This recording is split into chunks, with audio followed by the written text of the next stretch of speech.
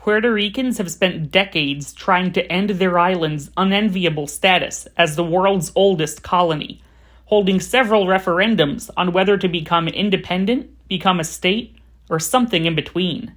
The big problem is, those referendums were non-binding, meaning Congress didn't actually have to follow through on the results. And predictably, with Congress being Congress and all that, it just threw most of those referendum results right in the trash. In fairness to Congress, some folks said turnout was so low that the referendums didn't really reflect what Puerto Ricans wanted.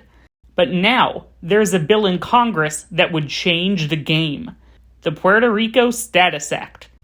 The Puerto Rico Status Act would authorize a binding referendum on the island's future.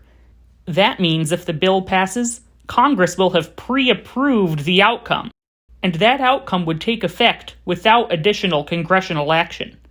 The act would include 3 options in the referendum: become a state, become independent, and a third option that's basically independence light, where Puerto Rico becomes independent but also signs a very comprehensive economic and defense treaty with the U.S.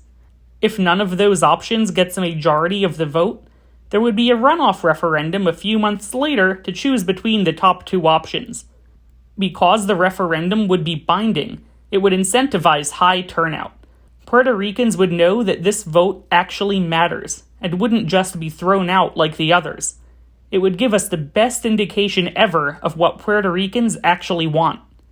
The act is gaining lots of traction in Congress and in Puerto Rico.